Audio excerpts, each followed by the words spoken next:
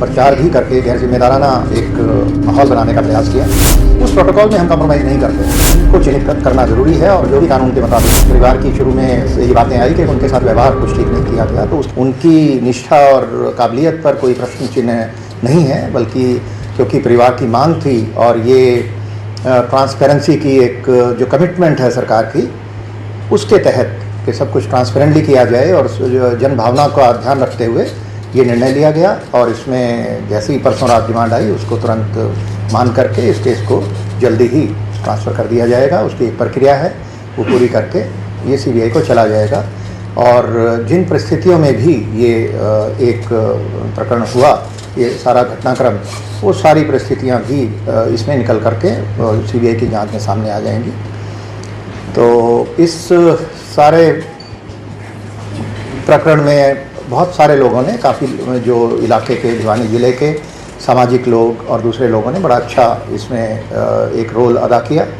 उन्होंने समझदारी से काम लेते हुए, जब एक स्टेज आई जब वो मॉब था जो लीडरलेस हो गया, कोई नेता नहीं था, तो उस वक्त काफ़ी लोगों ने अच्छा एक रोल प्ले किया, तो उन सबका धन्यवाद। लेकिन कुछ ऐसे लोग भी थे जिन्होंने, आपने देखा कि भ्रामक और एक तथ्यात्मक रूप से गलत प्रचार भी करके गैर जिम्मेदाराना एक माहौल बनाने का प्रयास किया, अराजकता का एक माहौल बनाने का प्रयास किया। कुछ सुर्खियां बटोरने के लिए कुछ शरारती तत्व, वो भी ऐसे लोग बीच में, ऐसे जब आंदोलन होते हैं आप जानते हैं कि वो आ जाते हैं, तो ऐसे लोगों के खिलाफ भी कुछ कार्रवाई की गई है।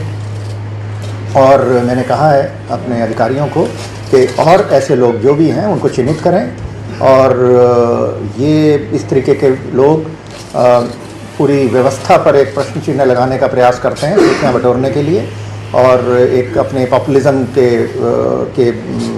की वजह से, तो इनको चिन्हित करना ज़रूरी है और जो भी कानून के मुताबिक एक्शन ज़रूरी है इनके विरुद्ध लिया जाएगा, क्योंकि इस प्रकार के लोग पूरे लोकतंत्र पर एक तरह से प्रश्न चिन्ह लगाने का प्रयास करते हैं। तो ये कुछ चीज़ें थी। और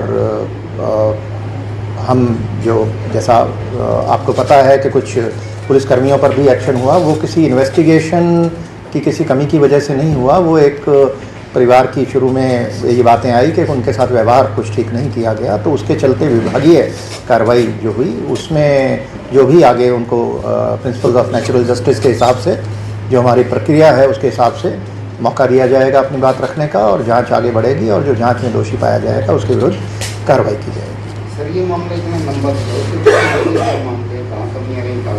देखिए साहब, जब ये सारा का सारा आपने देखा होगा कि जो इन्वेस्टिगेशन है पूरी की पूरी साइंटिफिक हुई अभी तक।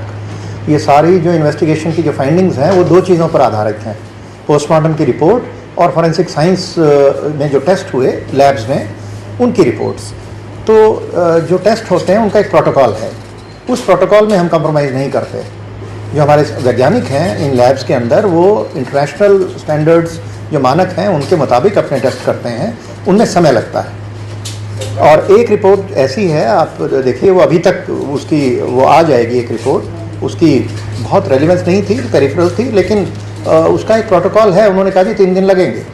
तो जैसा हम बीमार हो जाते हैं, हम लैब में टेस्ट कराते हैं, तो कई बार ब्लड कल्चर और दूसरे टेस्ट होते हैं, आपको पता है, उनमें 36 घंटे 48 घंटे का समय वो बताते हैं आपको, इतना समय लगता है। तो जो फॉरेंसिक साइंस के टेस्ट हैं उसमें लैब्स के अंदर, उनमें जो समय लगा, और जब जैसे ही ये हमारी विसरा की रिपोर्ट मंडे को मिली, सोमवार जो गया उसको मिली, मंडे को ही हमने प्रयास किया कि इनको, उसी दिन बोर्ड बन गया और बोर्ड बनकर उन्होंने ओपिनियन दे दी, जिसके बारे में आपको अवगत भी कराया गया।